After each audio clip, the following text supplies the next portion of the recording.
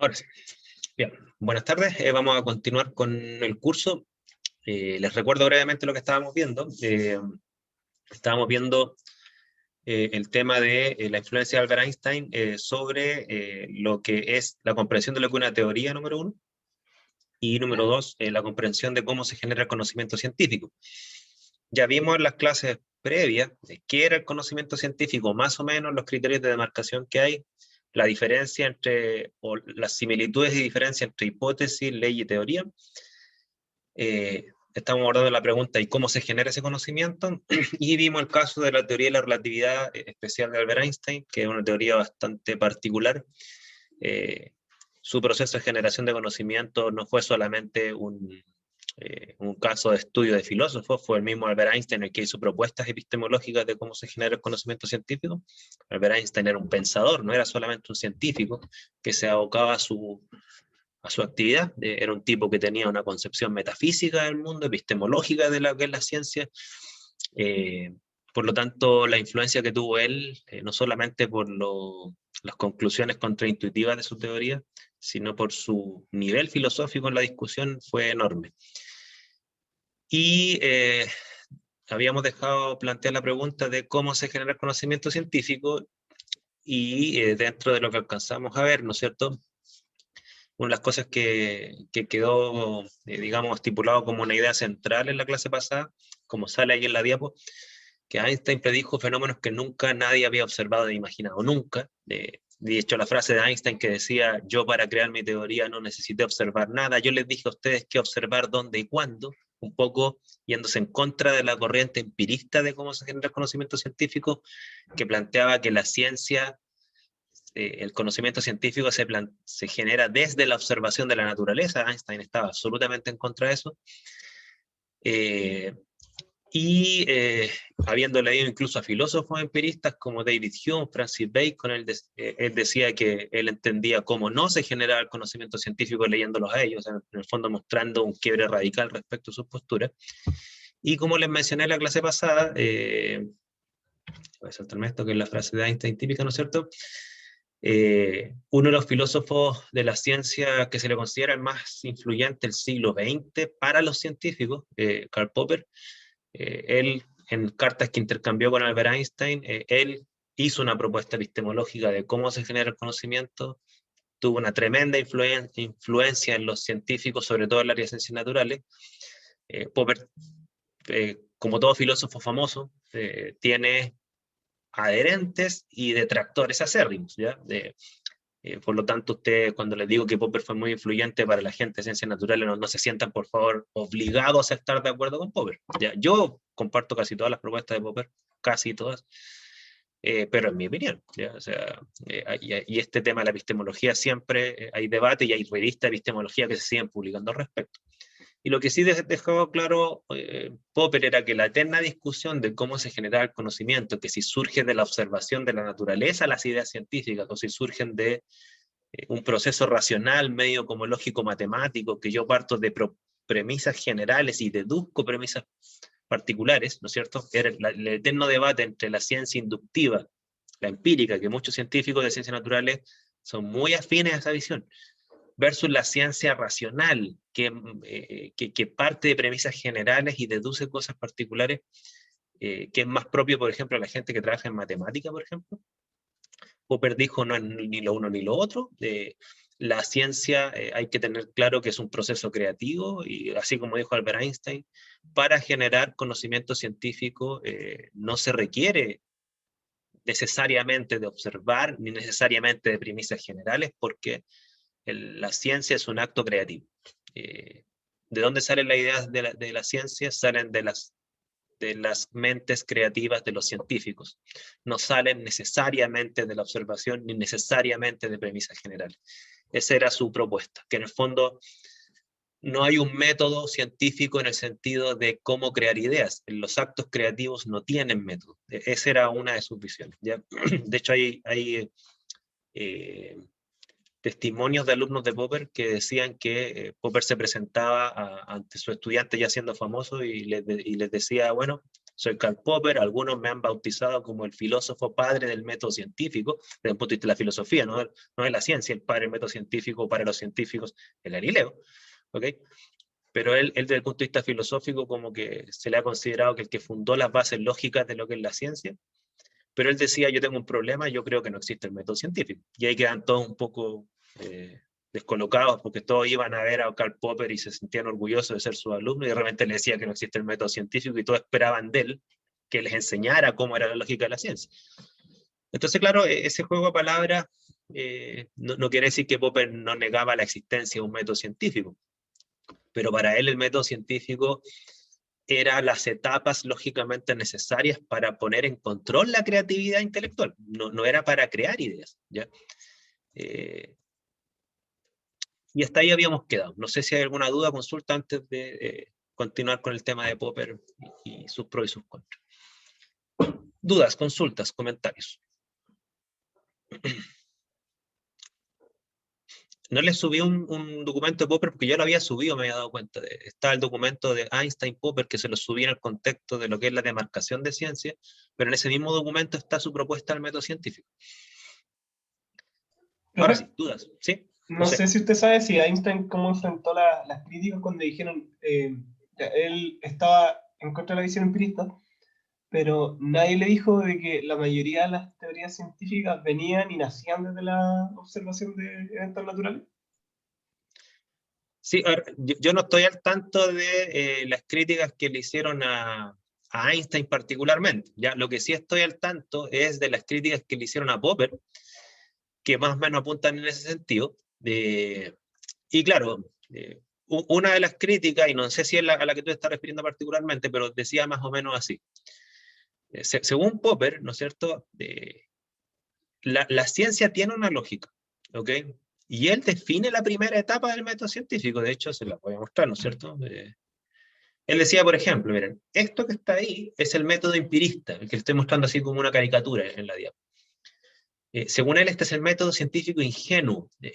Ingenuo se refiere a los empiristas, literalmente. Entonces, ¿qué es lo que dicen los empiristas según Popper? Primero observa el mundo, después generaliza, o sea, encuentra patrones, ¿no es cierto? Por ejemplo, todas las aves tienen plumas. Conjetura entonces que desde esa observación que todas las aves tienen plumas o las plumas hacen volar a las aves porque todo animal que vuela tiene plumas, ¿no es cierto? Generalizaciones de la experiencia. Y después someta a prueba esa idea con más casos. Esa es como la concepción ingenua de la ciencia según Popper, ¿ya? Popper decía, refiriéndose a Einstein, ¿no es cierto? Einstein no hizo eso, por lo tanto ese no es el método científico, ¿ya? Obviamente que él, esto que estoy diciendo en una frase muy corta, él lo tiene súper desarrollado en su libro La lógica de la investigación científica, es mucho más sofisticado que lo que estoy diciendo, ¿ya? Pero en general él concluye que eso, no solamente él, varios filósofos que adherieron más o menos a la propuesta de Popper decían, si este fuese el método de la ciencia, esto lo hace cualquier animal. Mi gato hace eso, ¿ya? Mi gato observa, generaliza, anticipa cosas en base a la experiencia. Y los animales no hacen ciencia. De hecho, he visto frases mejores que dicen, la mayoría de los animales tienen mucho mejores sentidos que los seres humanos, y si ese fuese el método científico, debiese hacer mejor ciencia que nosotros. Las águilas, por ejemplo, tienen una visión que nosotros ni nos acercamos a eso. ¿Y por qué no hacen ciencia? Entonces, hay algo más que los sentidos y las anticipaciones de la experiencia, ¿ya? Y claro, él basándose en el tema de Einstein, ¿no es cierto? Y ahí voy a ir a la crítica que tú decías. Popper dice, este es el método científico, más o menos así, no lo dibujó así, yo lo tomé de otro autor, que dice, mira, lo que sí es cierto es que cualquier científico, y aquí sí él generaliza a todos, o sea, él dice, mira, no solamente Einstein, Newton, Galileo, todos los Curie, todos los grandes científicos que han estado en la historia de la ciencia, sí todos parten con una cosa, ¿ya? Él dijo desde un punto de vista lógico, todos se formulan preguntas.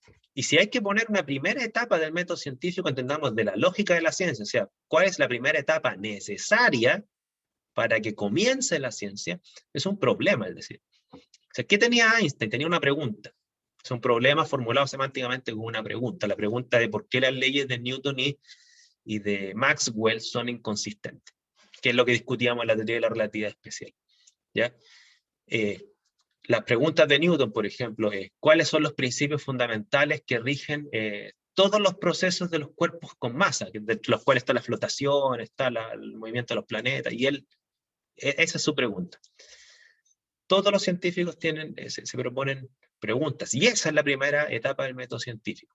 Y ahí me hago cargo un poco de lo que decías tú, José, decir, ya, pero los problemas surgen de la observación.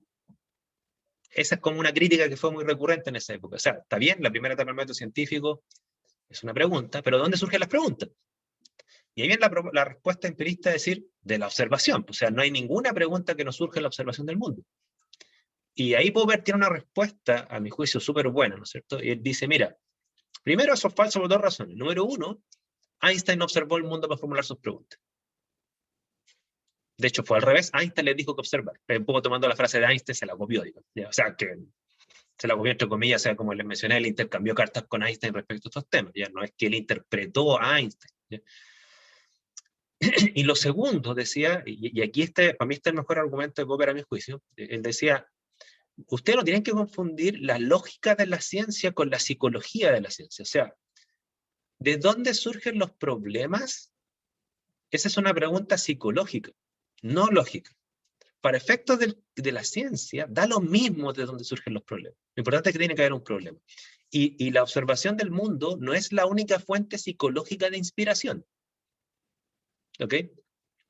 Entonces, claro, él decía, Einstein no tuvo que observar nada. Hay gente que efectivamente tuvo que observar algo para formularse una pregunta. Pero también hay gente que se le ocurrió una pregunta luego de una intoxicación, luego de una fiebre, luego de una borrachera. En un sueño se le ocurrió una pregunta. Entonces, ¿qué hacemos? ¿Ponemos los sueños como parte del método científico? ¿Ponemos el alcohol para emborracharnos como parte del método científico? No. Es que en el fondo las fuentes de inspiración dan lo mismo. Lo importante es un problema. Y lo que sí es importante, decía él, que los problemas no tienen método. O sea, si tuviesen método, tendríamos que decir, observe el mundo y necesariamente se le va a ocurrir un problema. Y no es así. Muchas personas observaron lo mismo y no se le ocurrió nada. O sea, los problemas, como también las ideas, las hipótesis, que es lo que viene después, son actos creativos. Y la creatividad no tiene método, uno se inspira en lo que sea y en su capacidad.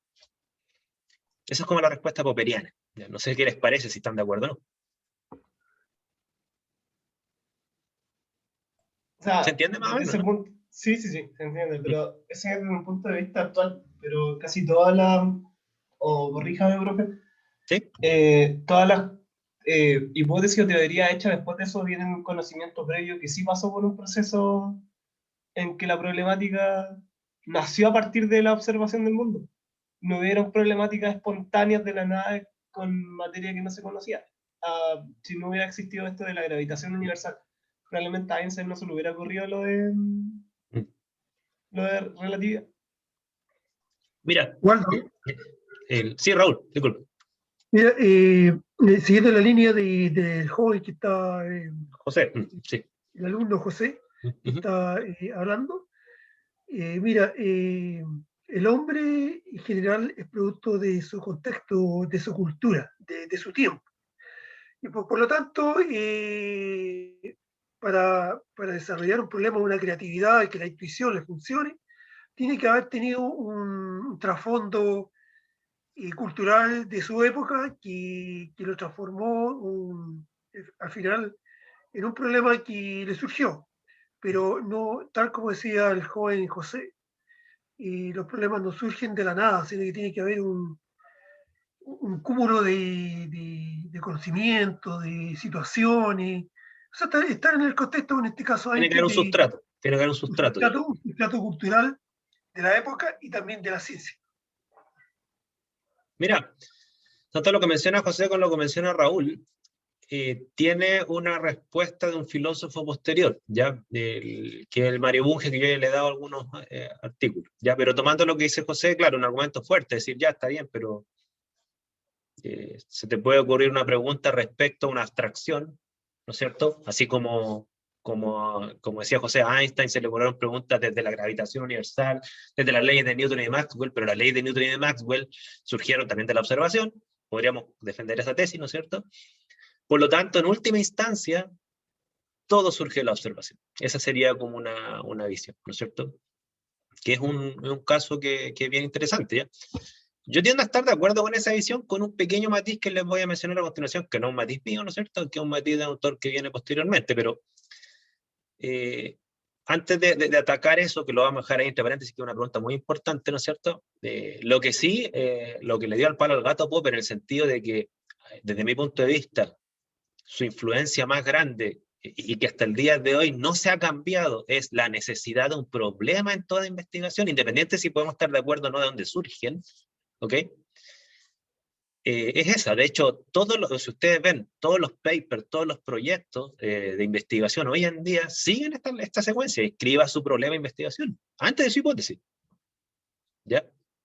El problema es que Popper fue más allá, desde el punto de vista que él dijo, mira, la primera etapa del método científico, independiente, repito esa frase, independiente de las fuentes psicológicas de inspiración, es el problema, ¿ok?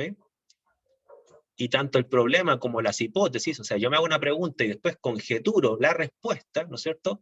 Ambos son actos creativos. O sea, todo este bloque que está acá es el bloque creativo de la ciencia que no tiene método.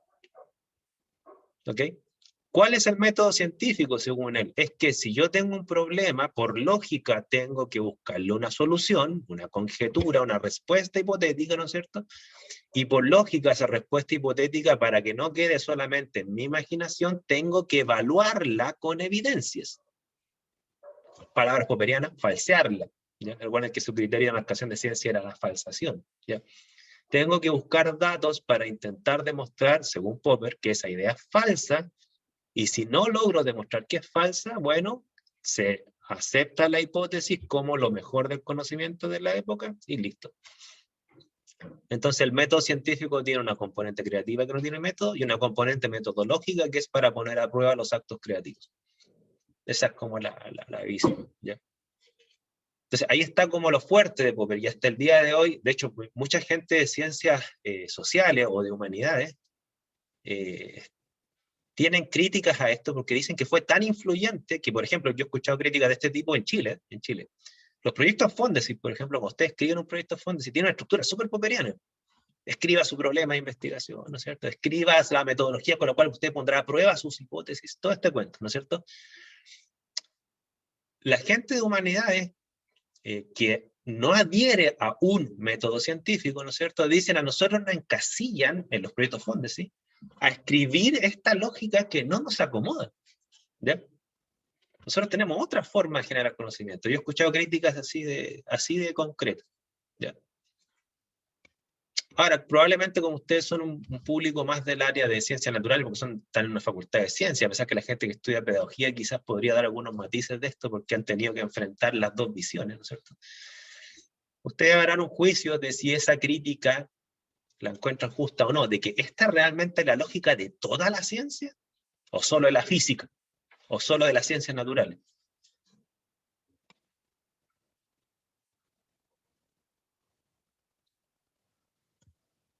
Comentario, duda, antes de hacernos cargo ahora de lo que estábamos diciendo, y bueno, ¿y de dónde surgen los problemas? ¿Ya? ¿Está la observación siempre metida en la generación de problemas? Disculpe, ¿qué fue lo último que dijo? No, las dos cosas que dije ahora último es, ¿ustedes estarían de acuerdo que, independiente de la pregunta que está pendiente hasta ahora, de cuál es el origen de los problemas, ¿ya? Si realmente la observación es necesariamente el paso inicial, directo o indirecto de todo problema, ¿no es cierto? Que es una tesis que está dando vuelta acá, que tengo entendido que hacia allá apuntaban las críticas que mencionabas tú, José. Ya, eso lo vamos a dejar pendiente ahora. Ahora, supongamos que eso está resuelto, ¿ya? Y que tenemos un consenso respecto al origen de los problemas. Si esta es la lógica de la ciencia, esa que está ahí, ¿ustedes estarían de acuerdo que esa es la lógica de toda la ciencia? ¿O solo de la física? ¿O solo de la ciencia natural? Es un debate que hasta el día de hoy, sí, hasta el día de hoy. Quizás ustedes no lo han vivido, quizás, digo yo, me puedo equivocar, por cuanto ustedes se han codeado con gente que está en el mismo campo de disciplina. Pero conversen esto con alguien que estudia historia, por ejemplo, con alguien que estudia antropología, con alguien que estudia geografía. Y no estoy seguro que estén de acuerdo con esto. De hecho, me consta que muchos de ellos no están seguros, ya si yo he tenido alguna discusión al respecto. De hecho, profe, la mecánica del contenido, o por cómo se establece el conocimiento del contenido, debería ser lo que la Fondesit evalúa para poder dar sus fondos. No puede llegar y dar fondos a como cualquier contenido que uno intente hacer algo nuevo o novedoso. Tú dices que esta es la lógica de todo proceso de generación de conocimiento, ¿sí? No de todo conocimiento, pero sí de conocimientos básicos basados en la observación. Ya, de toda ciencia básica, por así decirlo. Pero eso, ¿con eso incluirías a las ciencias sociales, por ejemplo? No incluiría es que las ciencias sociales tienen un factor que creo que no tiene la ciencia, que son muy contextuales y cambiantes con el tiempo. Entonces no pueden seguir un patrón estandarizado como lo hace la ciencia. Ya. En química las reacciones son de esta manera y están establecidas por estas cosas, conocimientos que ya se saben, y se establecen así. En cambio, en el movimiento social, o en la sociedad, hay muchos movimientos o ideologías que pueden aparecer y desaparecer de un momento a otro que no son consideradas para generaciones futuras. Por ejemplo, de ahora no se habla tanto de comunismo como se hacía en su apogeo, o como, no sé, de otras ideologías que yo no conozco. Bueno, eso que dices tú es una de las posturas más populares que hay, o sea, decir, mira, las ciencias sociales, dada la naturaleza de sus objetos de estudio, que son cambiantes, adaptables, que el investigador influye en el objeto de estudio, porque son humanos y sistemas humanos, ¿no es cierto? Esto no funciona.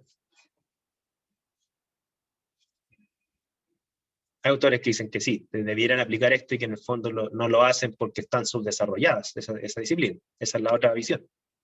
¿Ya? No vamos a resolver ese debate aquí, ¿ya? Oye, Waldo, pero sí tengo que plantearlo. Sí, Raúl. Mira, de cierto modo yo estoy de acuerdo que la creatividad funciona libremente. Pero sin embargo, para que ésta se active, es necesario estar inserto en el contexto cultural de la época, del momento, del tiempo en que la persona, el individuo se encuentra inserto en la sociedad. Pero eso no, es una de las grandes preguntas de la neurociencia, de cómo funciona el cerebro en cuanto a la posibilidad de cómo funciona la creatividad. Es un problema que alguna vez se va a resolver. Pero digamos que la creatividad es espontánea, funciona libremente, pero estamos insertos en un mundo material y por lo tanto primero tiene que haber un sustrato material de la realidad, que luego en un momento de inspiración, lo que sea, se gatilla un clic y aparece. Pero eso es así. Si no, estaríamos como la idea de los metafísicos, que si tiene una realidad paralela a la nuestra, ideal, donde vendrían las cosas, o sea, las ideas, no sé. Pero como estamos insertos en un mundo material y el contexto cultural y social de la época influye en ese bagaje que posteriormente puede resultar en una idea creativa y puede funcionar para la ciencia o para otra disciplina. Hay dos sustratos que estamos claros que están presentes. O sea, una es la realidad material, que de eso es lo que generamos conocimiento, si es que ustedes adhieren al materialismo, obviamente, ¿no es cierto? Y el otro sustrato, ¿no es cierto? Que aquí yo lo estoy poniendo así como brevemente, ¿no es cierto? Que una cosa que le criticaban a Popper y que quizás apunta a lo que se está discutiendo ahora, es que la creatividad para formular problemas no es una creatividad exactamente como la de un artista, ¿no es cierto?, que podría abstraerse de todo lo previo para crear algo nuevo. Normalmente la ciencia, en el caso de los problemas y las ideas, parten de un cuerpo de conocimiento disponible, ¿ya? O sea, hay un conocimiento previo del cual uno parte, ¿ya? Nos vamos a referir a ese punto. Ahora, antes de referirme a ese punto, ¿no es cierto?, a lo que quiero también apuntar un poco, explicando por qué Popper tuvo tanta influencia, es que si uno ve los distintos casos donde se han generado grandes preguntas y grandes ideas, ¿no es cierto?, desde la ciencia, las fuentes de inspiración fueron muy, muy diversas, Ya está el eterno caso de Kekulé, que Kekulé sí tenía una pregunta, ¿no es cierto?, respecto a las propiedades de una sustancia. Y la idea, la hipótesis asertiva, la que hoy en día consideramos como la correcta, que esa sustancia es una sustancia molecularmente de carácter cíclica con doble enlace llamada benceno, ¿no es cierto?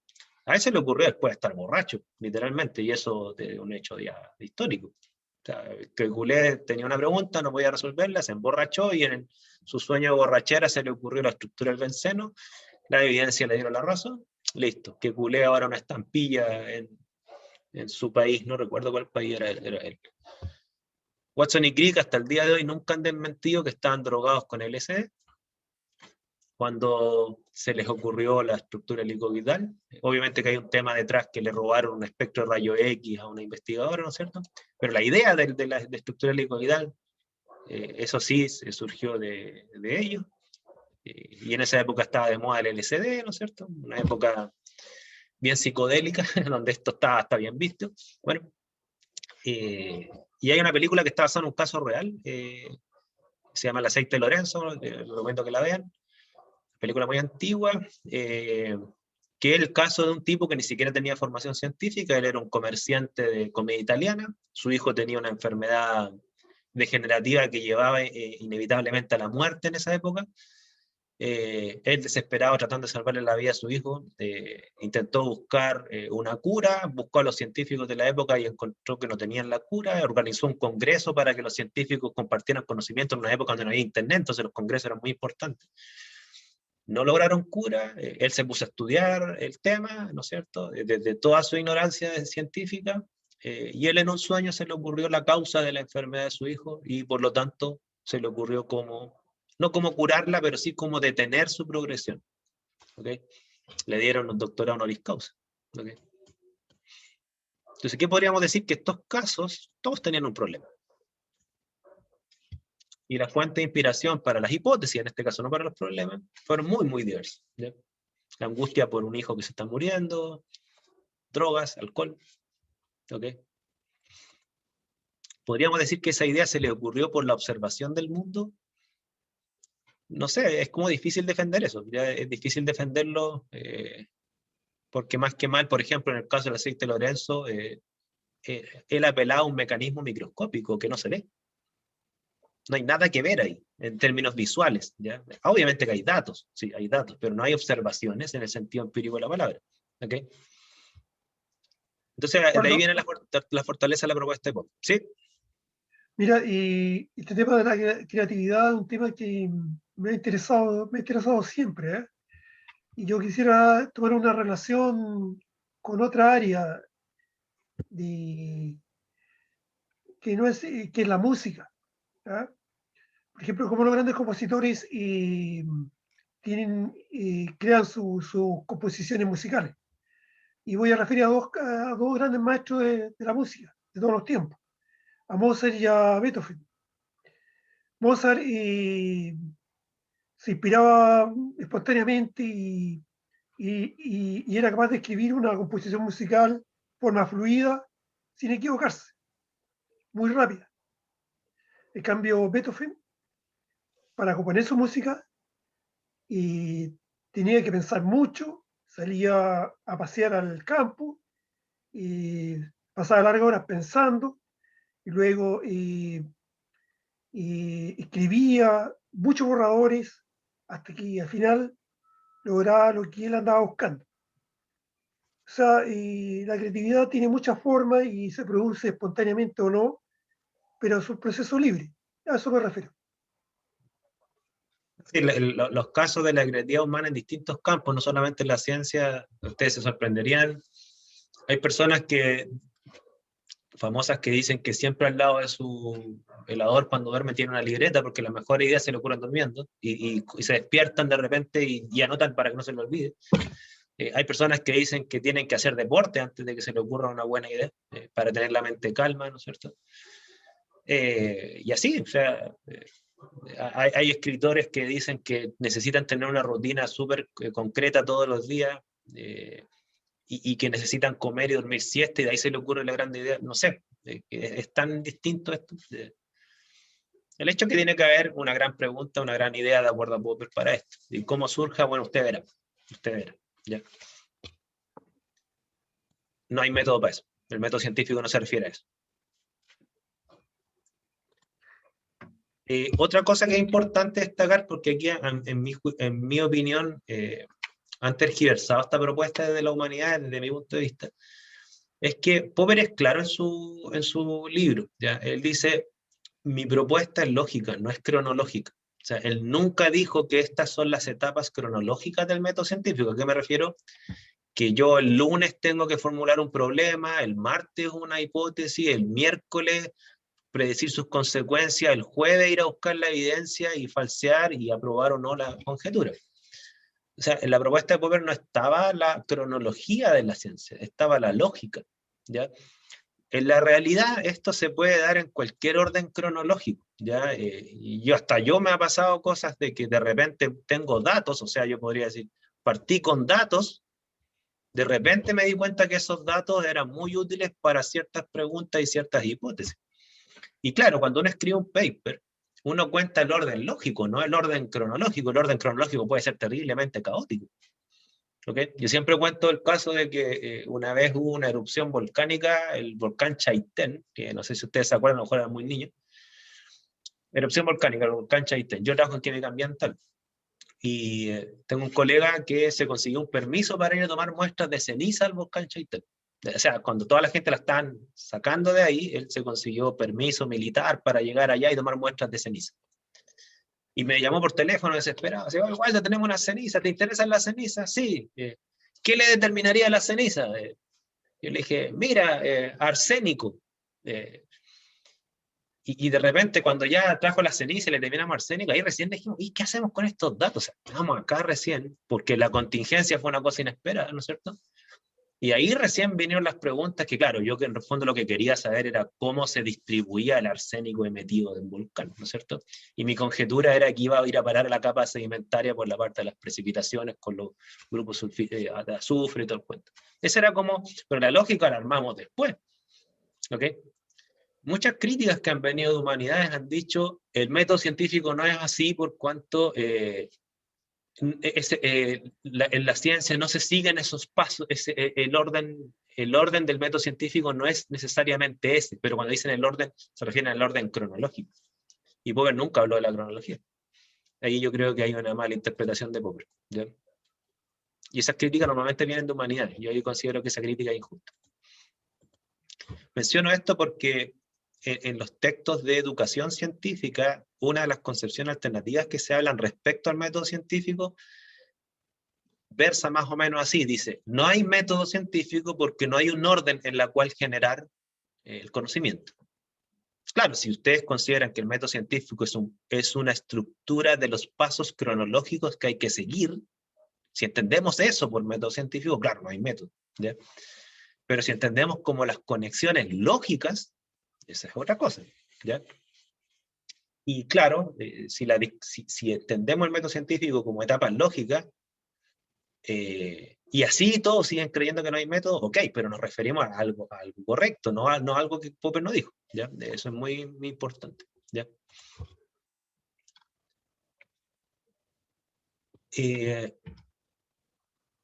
Ya, ok. Bueno, Popper tuvo varios discípulos y dentro de estos discípulos, ya algunos se los he mencionado, ¿no es cierto? Estos son algunos de los más famosos. Lakatos, que heredó su cátedra, ya falleció Lakatos. Paul Feyerabend, que él defiende la tesis que no hay método científico. Y Mario Bunge, que es el que le hizo la crítica respecto al método científico que él proponía, ¿no es cierto? Él no negó la lógica de la ciencia de Popper, él dice que dio en el clavo con la componente creativa de las preguntas. Sí, él fue una cosa que quizás ahí respondería a lo que estamos discutiendo con el caso de la discusión con José y Raúl, ¿no es cierto? Que Bunge decía, la ciencia efectivamente tiene un eje creativo. Problema, hipótesis, estoy de acuerdo con Popper, ¿ya? Pero no es una creatividad como un artista, es una creatividad ilustrada. ¿A qué se refiere? Que es una creatividad que parte del conocimiento previo. O sea, porque él decía una cosa bien asertiva a mi juicio. Él decía, si nosotros partiéramos la ciencia como un acto meramente creativo desde la ignorancia absoluta de lo que ya se sabe, nos haríamos las mismas preguntas que se hacían hace 400, 500 años atrás. ¿Por qué el cielo es azul? ¿Por qué flotan los objetos? Pero esas preguntas hoy en día ya tienen respuesta.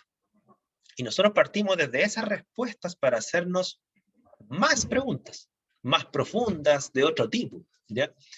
Entonces él dice, es una creatividad que parte del conocimiento científico disponible. Y de hecho él tiene una frase que que aparece en un escrito que se lo voy a subir hoy día, que él dice, la ciencia comienza cuando el conocimiento científico no es capaz de ni responder a algunas preguntas o ni siquiera proponerlas. O sea, cuando el conocimiento es previo, ya no da para más, surge la ciencia para generar más conocimiento, o mejor conocimiento. ¿Ok? Entonces, claro, Einstein no se preguntaba por qué el cielo es azul, eso ya lo había respondido Newton. Einstein no se preguntaba por qué flotaban las cosas. Einstein no se preguntaba por la naturaleza de la luz. Einstein se preguntaba cosas que esas dos teorías no respondían, las inconsistencias entre ambas, y él propuso ideas nuevas. Entonces es una creatividad ilustrada. Y claro, y ahí podríamos defender la tesis, como mencionaba José, de que quizás, dado que parte de ese conocimiento, no sé si toda, pero parte de ese conocimiento efectivamente son datos del mundo, observaciones o mediciones, claro, es imposible pensar en problemas que nos surjan directo o indirectamente de un sustrato empírico, porque parte de ese conocimiento disponible, el previo, efectivamente tiene una componente empírica, en ciencias naturales, ya estamos hablando. ¿Qué les parece esto? ¿Les parece bien, mal? En todo caso, creo, profe, que lo que dije solamente se afirma a la ciencia básica y principal. Hablo de ecología, cosas que podemos netamente observar en su primera etapa. Pero ya cosas más complejas nació como el conocimiento humano, las matemáticas, la programación, inteligencia artificial, no tienen cabida para hacer observaciones. Ahí solamente podemos hacer predicciones y esperar a nosotros observar como hizo alguna vez Einstein. Para los demás siento que no se podría. Ya. Creo entender a lo que te refieres, pero yo creo que sí, tú mezclas dos cosas que creo yo no están necesariamente mezcladas. O sea, por un lado la matemática, de hecho Bunge tiene propuestas de la investigación en matemáticas. De hecho, su doctorado es en física matemática, ese es su doctorado. ¿Ya? Bueno, fue su doctorado, él falleció este año. Bueno, fíjate que él decía, esta es la estructura de las ciencias factuales, o sea, las ciencias que se refieren al mundo material, que no es la matemática pura. ¿Ya? Porque él considera las matemáticas como ciencias formales, que significa que son ciencias que trabajan exclusivamente con ideas abstractas. No son ideas que se refieren al mundo. O sea, por ejemplo, la ecuación de la recta no se refiere al mundo. Luego los físicos, los químicos, ¿no es cierto? Tomamos esa estructura formal y la naturalizamos. Y le ponemos ahí absorbancia y a X concentración, así como la ley de Lambert-Witt, ¿no es cierto? Como les mencionaba yo cuando veíamos caso de las leyes. Pero ella sería ciencia natural matematizada, pero no es matemática pura. ¿Ya? Entonces, claro, desde el punto de vista de la matemática yo te encuentro razón, o sea, de que este esquema de cómo surge el conocimiento en matemática no funcionaría desde el punto de vista de la concepción empírica de lo que estamos discutiendo, porque en matemática no hay nada empírico en la matemática pura. ¿Ya? Obviamente que hay matemáticos que no están de acuerdo, dicen que en el fondo las estructuras matemáticas surgen porque hay una correspondencia con las estructuras matemáticas de las leyes de la naturaleza. Algunos tienen esa visión. ¿Ya? Ahora, cuando tú te refieres a la cibernética y a la informática, mira, déjame explicar lo que creo que Bunge dice al respecto, porque obviamente lo estoy interpretando, o usted va a tener el escrito original y quizá va a tener otra visión. Déjame dibujarle una cosa. Y esto que les voy a dibujar es bien importante porque quizá está en el centro de la polémica más grande que tiene Bunge respecto a la ciencia. Y quizá en el único punto que yo no estoy 100% de acuerdo con él. Pero tampoco puedo proponer algo mejor, honestamente. Denme un segundo. Pero voy a dibujar aquí en la pizarra lo que creo yo que es la visión de Bunge respecto a disciplinas que, no sé si te interpreto bien, José, son disciplinas que están a un nivel de abstracción tan grande que ya como que no hay nada observable. ¿Ya? Nosotros vimos en la clase pasada, ¿no es cierto?, que las teorías tienen más o menos este esquema, acuérdense. son ideas, cada uno de estos círculos son ideas, ¿no es cierto?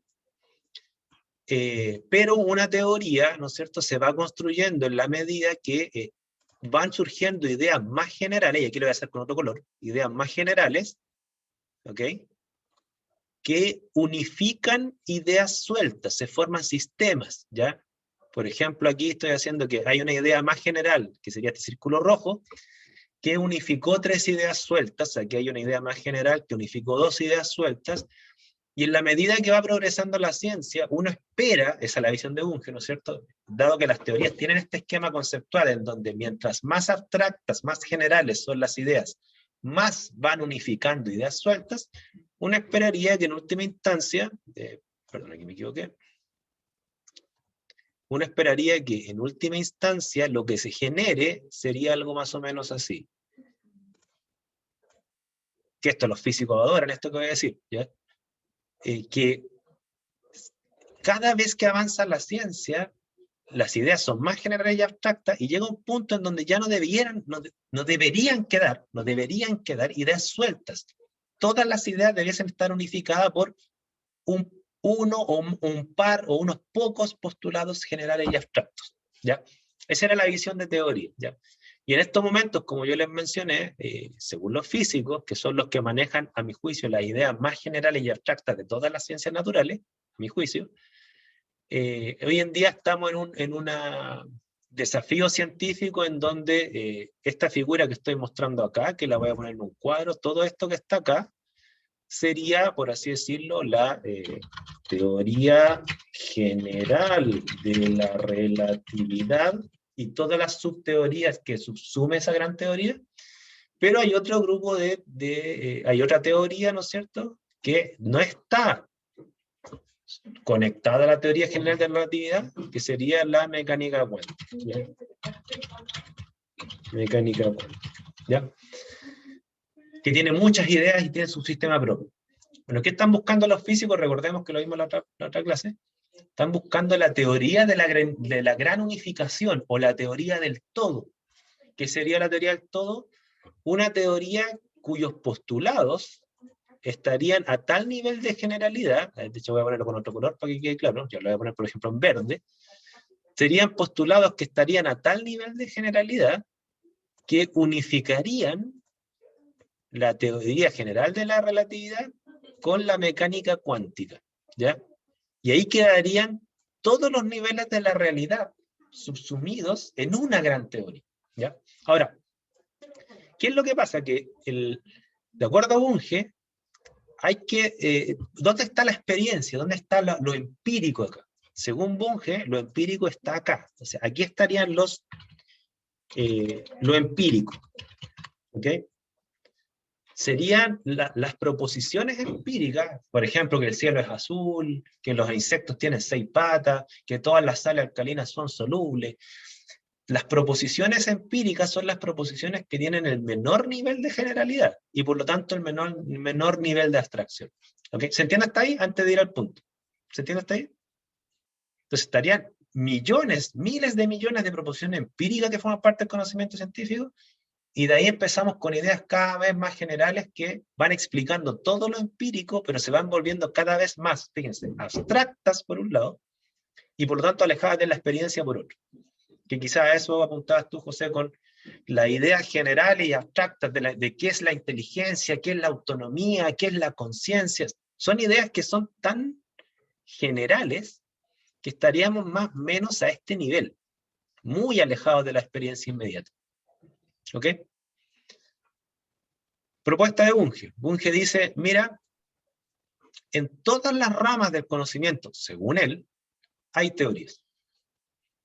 Por lo tanto, el conocimiento actual, no el pasado, el actual, está a un nivel de generalidad que está por acá.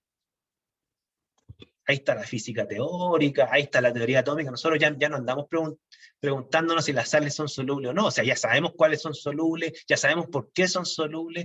Ahora, ¿en química estamos? En otro tipo de ideas. Estas ideas menos generales ya las damos por sentadas.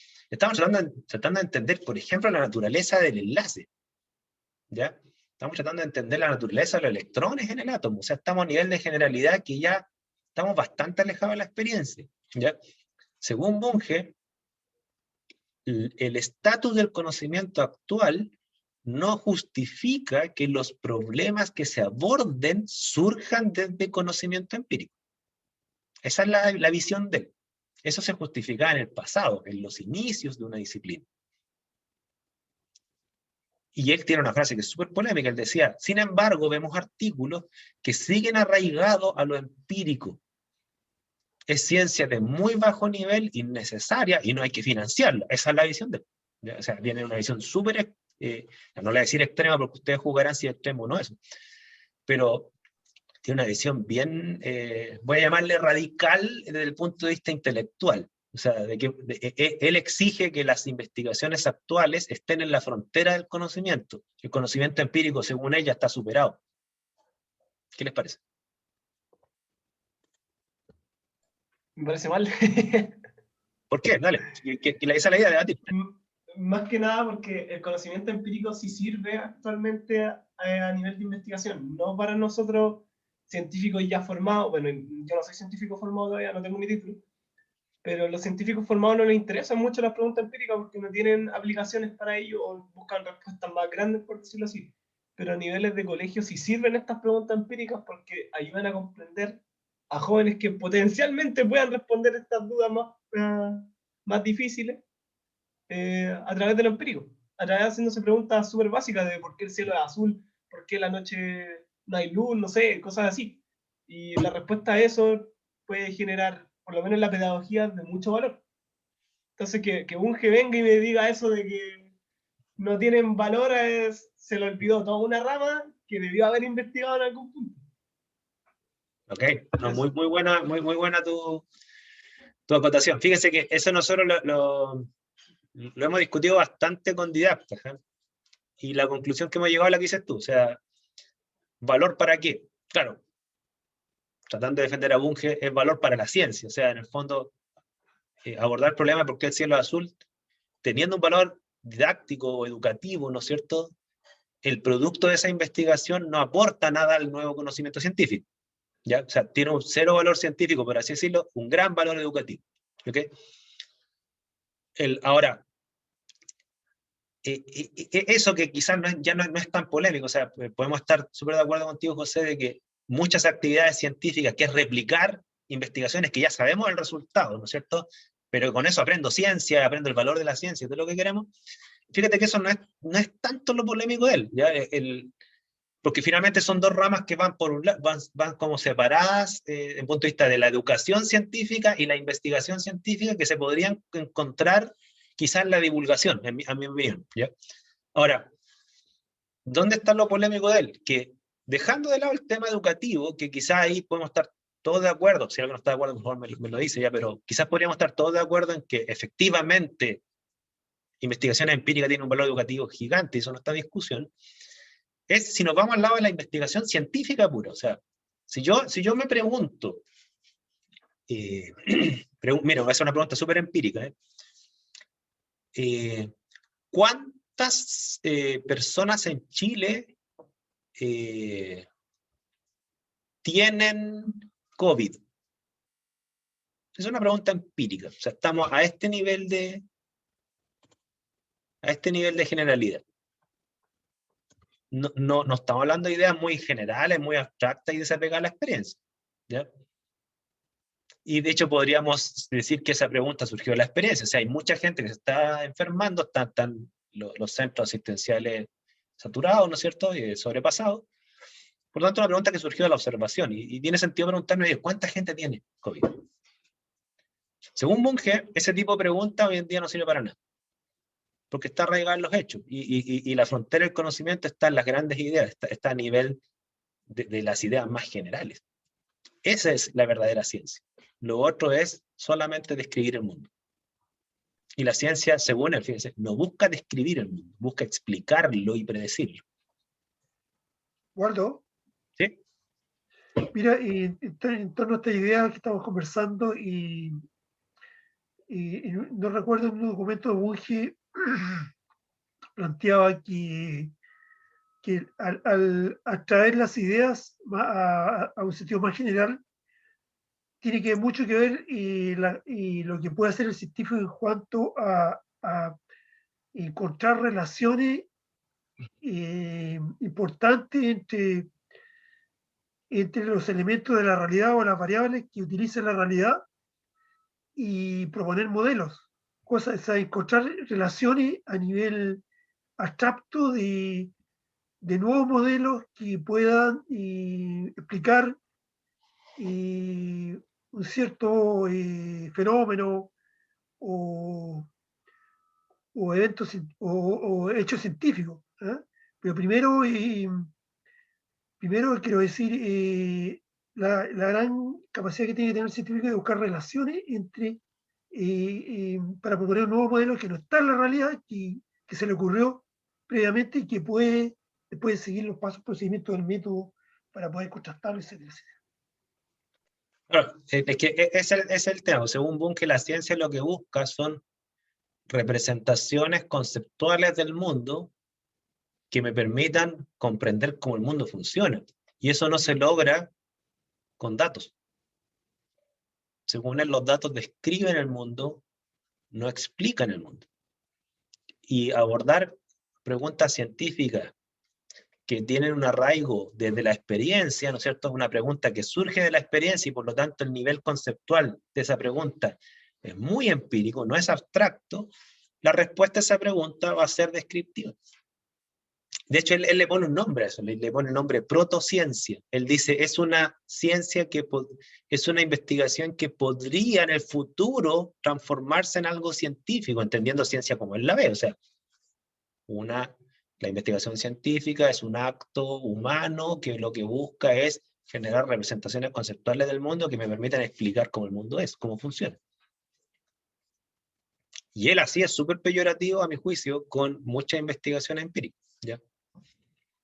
De hecho, él es súper peyorativo con las humanidades. Él dice que muchas investigaciones en ciencias sociales y humanidades están en etapa descriptiva. Y que lo que necesitan son grandes ideas abstractas explicativas, ¿ya? Sí, pero en humanidades sacar ideas, grandes ideas abstractas sería bien difícil. Teníamos que irnos incluso a la psicología, yo creo, para establecer como grandes preguntas para eso. Sí, no, yo tiendo a estar de acuerdo contigo. O sea, los objetos de estudio de las ciencias sociales y las humanidades son más complicados que las de un físico.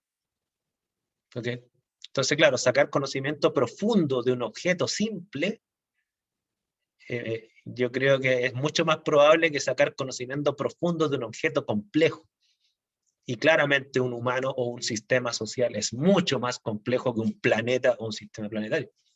En términos de la diversidad de variables y propiedades que no tiene un objeto simple. ¿Ya? Ya en sí una sola persona es un problema. Hay toda una rama social e incluso científica que se dedica al estudio y todavía no está avanzada. Y esa es la discusión, y esas son las críticas que le han hecho Bunge. En el fondo dicen que él quiere llevar una propuesta epistemológica propia de la física a todas las ramas de la cultura. ¿Ya? Ahora, miren, yo al respecto yo tengo una opinión, se la voy a dar honestamente. Yo creo que Bunge, si bien es cierto desde mi punto de vista, dan el clavo del ideario de la ciencia, o sea, ojalá todas las ciencias lleguen a eso, a estructuras teóricas abstractas que expliquen el mundo, tanto natural como social. Yo creo que que para eso hay que partir del conocimiento previo y que las preguntas vayan acumulando conocimiento desde el conocimiento previo. Yo en ese punto estoy absolutamente de acuerdo con él, ¿ya?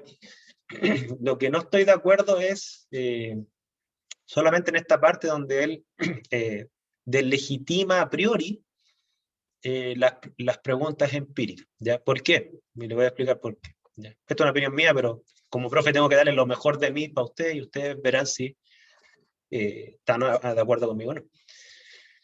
Claro, si uno ve la historia de las distintas disciplinas, tanto en ciencias naturales como sociales, efectivamente todas parten con una etapa descriptiva. La astronomía se basa de los datos de la astrología. Obviamente la astrología tiene ideas que son tan fuera de la ciencia, pero también no hay que desconocer que la astrología le aportó muchos datos que tomó la astronomía para después construir sus sistemas conceptuales, ¿ya? La posición de los planetas, los colores de las estrellas, los ciclos de la luna, eso lo sabían los astrólogos antes de que se transformara en lo que entendemos hoy en día por astronomía, que es la disciplina científica en sí. Entonces, claro, ¿hay una etapa descriptiva de la astronomía? Sí, y esa es la astrología, ¿ya? No estoy diciendo que la astrología es astronomía, por favor, no crean eso. ¿La química tuvo una etapa descriptiva? Sí, también. La alquimia aportó una cantidad de datos enorme a la química. Eso que todas las sales alcalinas son solubles, eso es una afirmación alquímica, ¿ya?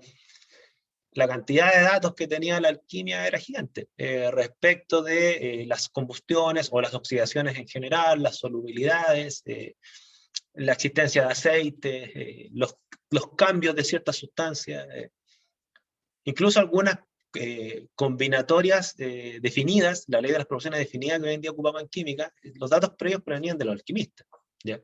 De hecho, para la historia de la química, por ejemplo, el paso clave de la alquimia a la química fue con Boyle. ¿Ya? Boyle escribe El químico escéptico en un paper, ¿no es cierto?, para despegarse de la alquimia, ¿ya? Entonces, pero le debemos a la alquimia muchos datos, que hasta el día de hoy ocupamos. Y sin esos datos, no creo que se haya construido la química como la conocemos hoy en día.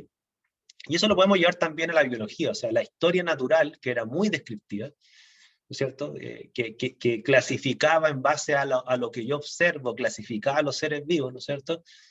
Sin esos datos no tendríamos la biología, a mi juicio, ¿ya? Obviamente hoy en día hay sistemas conceptuales que son mucho más abstractos para hacer lo que se llama, hay un nombre que utilizan los biólogos cuando clasifican seres vivos. Se me olvidó la palabra, es un nombre súper técnico. Taxonomía, gracias, taxonomía. Para hacer taxonomía. Antes la taxonomía era empírica. Yo observo y veo similitudes. Ahora la taxonomía es mucho más abstracta, ¿no es cierto?, que tiene que ver con linaje genético, no sé, cosas por el estilo, ¿ya? Está a otro nivel de generalidad y a otro nivel de abstracción, ¿ya? Pero sin los datos previos no hay nada que hacer, ¿ya?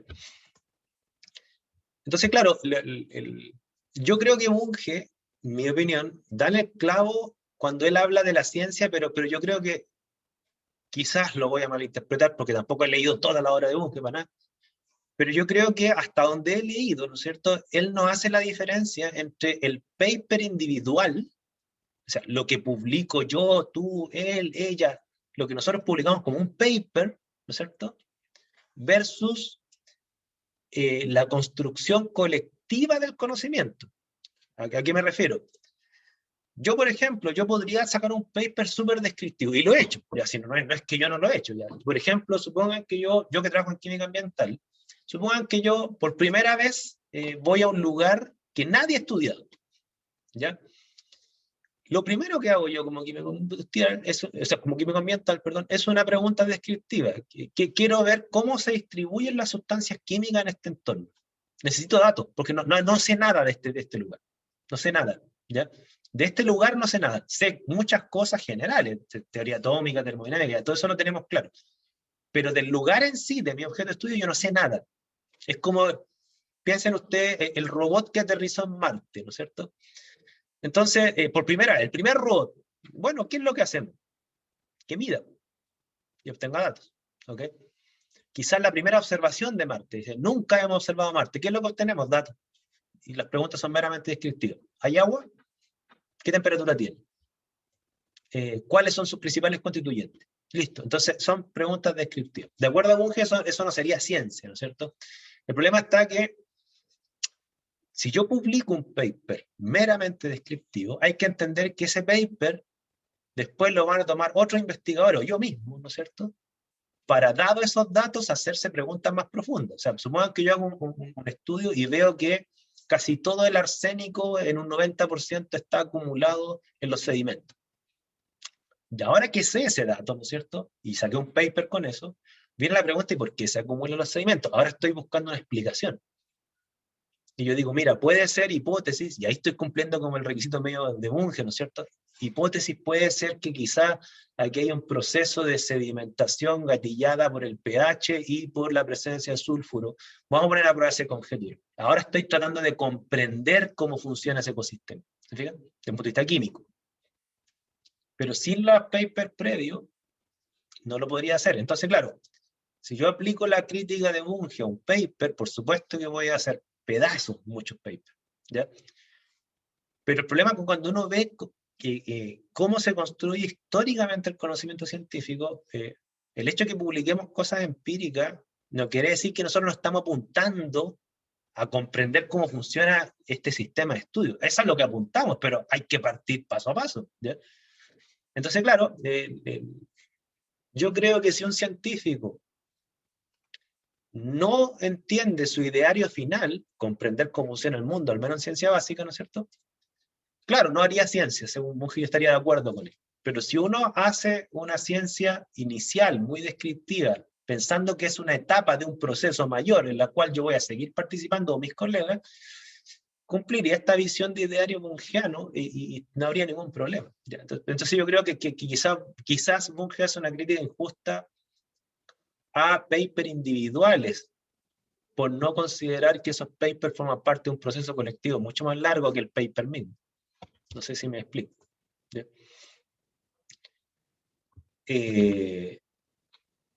Entonces, claro, yo tengo en el... ¿qué es? Nos queda un poco de tiempo. Claro, yo en el libro que escribí un poco trato de explicar esto con una analogía, ¿ya? Y yo hago la analogía de la pastelería. Entonces, claro, si ustedes preguntan cuál es el objetivo de la pastelería sería como la empresa científica, ¿no es cierto? ¿Cuál es el objetivo de la pastelería? Uno diría, bueno, hacer pasteles, obvio. ¿Ya? Y yo le diría, ya, pues entonces, tú, ¿no es cierto? Tú haces la masa, tú haces la crema, tú haces la decoración, tú juntas el bizcocho con todo. Entonces, nos dividimos el trabajo, ¿no es cierto? Ahora viene la pregunta, entonces, ¿hacer pasteles es hacer crema? ¿Qué respondería?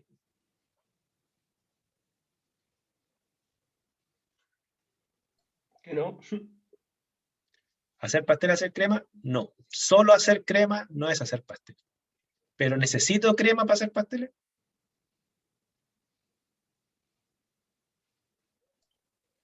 ¿Se fijan? Sí. Es que se necesita crema para hacer pasteles, pero no es una implicancia del 100%. Yo puedo hacer cachito y no necesito crema, necesito manjar y con lo que se hacen los cachitos. Pero diga, entonces, generar grandes explicaciones de cómo funciona el mundo requiere de hartas partes, ¿ya?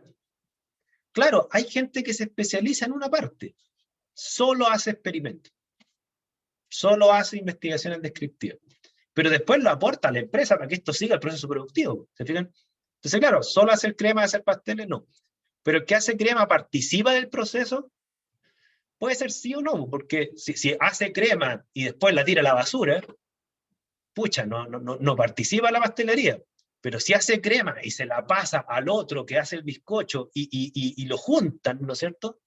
Y finalmente esa crema culmina como parte de un pastel, que sería la gran teoría explicativa, sí participa en la pastelería. No hace pasteles, pero participa en el proceso y es necesario, ¿no es cierto?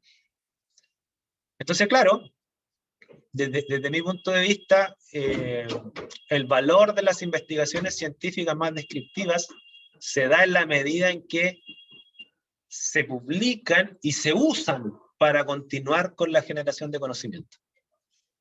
¿Ok? Esa es mi visión. ¿Ya? No sé qué piensan ustedes.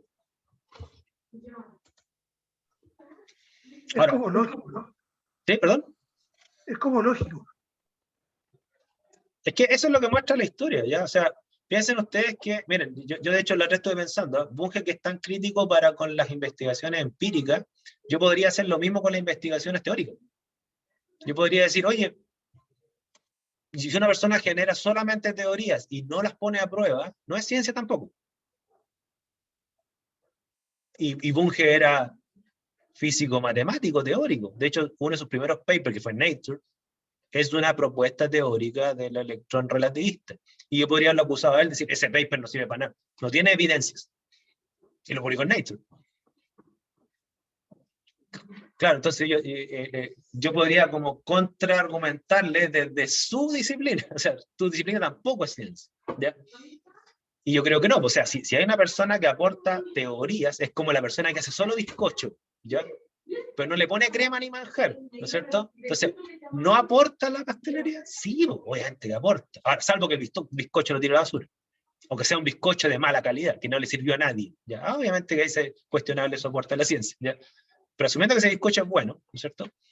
Le va a servir a los demás, porque van a hacer pasteles, van a construir teorías validadas, ¿ok? No solamente teorías que están en el campo de las ideas y nadie la aprueba, ¿ok? De hecho, llama la atención que muchas de las propuestas de Einstein no las probó él. De hecho, tengo entendido que no probó ninguna. O sea, él hacía propuestas teóricas que después las probaban otros. Entonces Einstein no hizo ciencia. Yo creo que eso es como injusto. ¿Ya?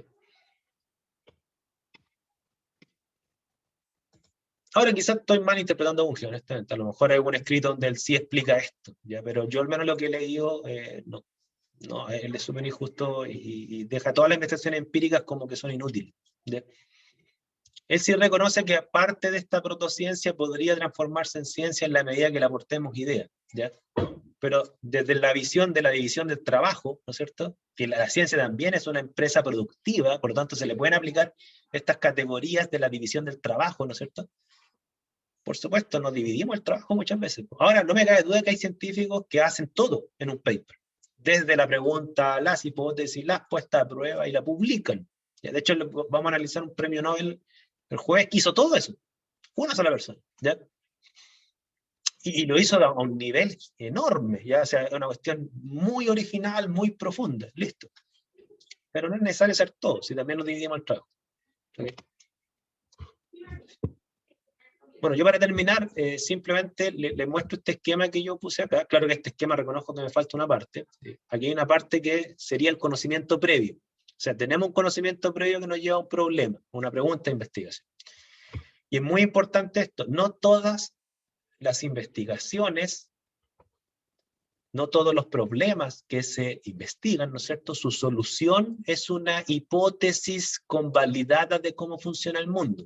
Ese es un tipo de investigación, la de ciencia básica, las que buscan explicar y predecir el mundo. Ya, si yo me pregunto, ¿por qué ha aumentado la tasa de contagio en Chile a pesar que hay más vacunados? Esa es una pregunta que busca una explicación. Y si yo conjeturo algo y lo demuestro con evidencia, bueno, ahí yo aporté una idea convalidada de cómo funciona este sistema. ¿Okay? Pero muchas veces mis preguntas, ¿no es cierto?, sus respuestas no son conjeturales, son descriptivas, son datos. Esas son las preguntas de primer nivel, son menos profundas. ¿Cuántas personas tienen COVID? No necesito una hipótesis para eso. Las respuestas a la pregunta son datos directos. No digo que son fáciles de obtener, pero son datos. ¿Ok? Entonces estamos hablando de investigaciones descriptivas, son normalmente las iniciales, de investigaciones, lo que se llama ciencia básica, las que requieren necesariamente hipótesis, porque son preguntas que buscan explicar o predecir el mundo, ¿no es cierto? Y tenemos la tercer tipo de pregunta, que es la pregunta que lo que busca es intervenir el mundo. A ver, deme un segundo, por favor. Que estoy usando... Ahora sí. Y está el tercer tipo de pregunta, ¿no es cierto? Que es la pregunta que busca intervenir el mundo. Por ejemplo, ¿cómo disminuir la tasa de contagio? La solución a eso no es una hipótesis, es un acto en el mundo. ¿Ya? Yo construyo algo que detenga esto. O sea, ¿cómo obtener agua dulce? ¿Ya? Yo para eso tengo que construir un aparato o un método que me permita intervenir en el mundo a mi favor. Eso es lo que se llama la ciencia aplicada, es la aplicación del conocimiento científico, no la generación. La aplicación del conocimiento científico para resolver un problema de acción. Entonces, no todas las investigaciones son iguales. ¿Ya? Vamos a ir desarrollando un poco esa idea, analizando casos. Eso, dudas, consultas, comentarios. Estos últimos son como reflexiones mías, son simplemente para tratar de unir estas dos cuestiones y para levantar una cuestión que dijo José, que yo antes yo no tenía esta opinión, yo cambié de opinión. Yo antes creía que los escolares no podían hacer ciencia, entendiendo ciencia como generar conocimiento, ¿ya? No como replicar algo ya sabido. Yo antes creía que los escolares no podían hacer ciencia, porque no tenían suficiente conocimiento previo para formularse preguntas originales, ¿ya? Pero cambié de opinión cuando consideré la ciencia descriptiva, ¿ya? Sí, ante un sistema de estudio nuevo, se pueden hacer preguntas descriptivas, de hecho, que no requieren gran cantidad de conocimiento, a veces no requieren nada, y generan nuevos datos de un sistema de estudio. Y eso lo han hecho, no solamente creo que lo pueden hacer escolares, lo han hecho y lo he visto. Yo he sido jurado de Explora, por ejemplo, que me hizo cambiar de opinión absolutamente. Yo decía, oh, este niño generó nuevos datos de un sistema de estudio que nadie había estudiado. Me tuve que tragar mis palabras. ¿Ya? Eso, dudas, consultas, comentarios.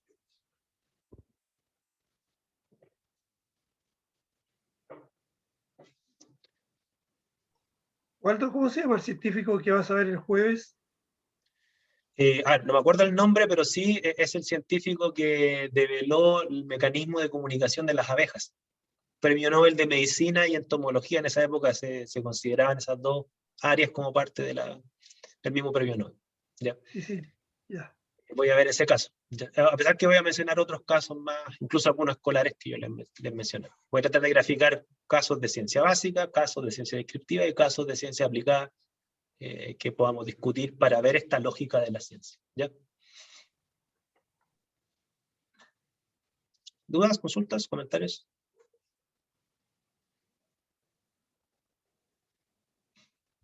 Ok. Quedamos hasta aquí entonces.